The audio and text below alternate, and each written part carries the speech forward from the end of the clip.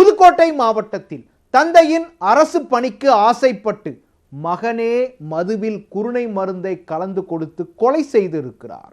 கொலை அம்பலமானது எப்படி?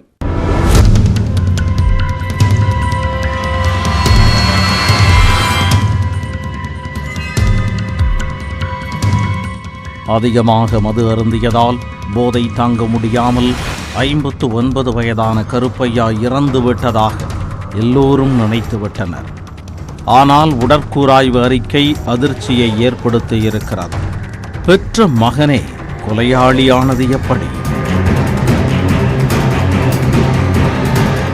புதுக்கோட்டை மாவட்டம் கீரனூர் திடீர் நகரைச் சேர்ந்தவர் 59 வயதான கருப்பையா. இவர் கீரனூர் பேரூராட்சி அலுவலகத்தில் பல ஆண்டுகளாக துப்புரவு பணியாளராக இருந்தார்.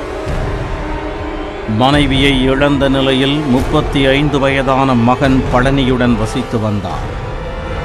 பழனியும் அதே பேரூராட்சியில் தற்காலிக துப்புரவு பணியாளராக உள்ளார்.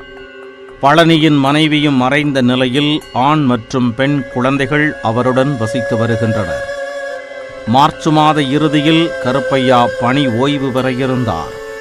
இந்நிலையில் கடந்த 18ஆம் தேதி பேரூராட்சி அலுவலகம் அருகே மதுபோதையில் இறந்து கிடந்தார்.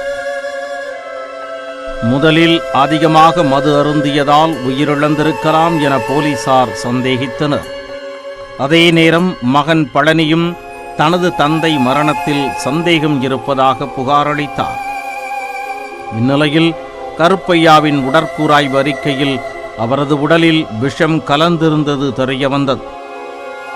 சந்தேகமடைந்த போலீசார் பழனியிடம் துருவி விசாரித்த போது அவர்தான் கொலை செய்தார் என்பது தெரியவந்தது. கருப்பையா ஓய்வு பெற உள்ள நிலையில் அவரது துப்புரவு பணியை வாரிசு அடிப்படையில் தான் பெற்றுவிட வேண்டுமென பழனி ஆசைப்பட்டார்.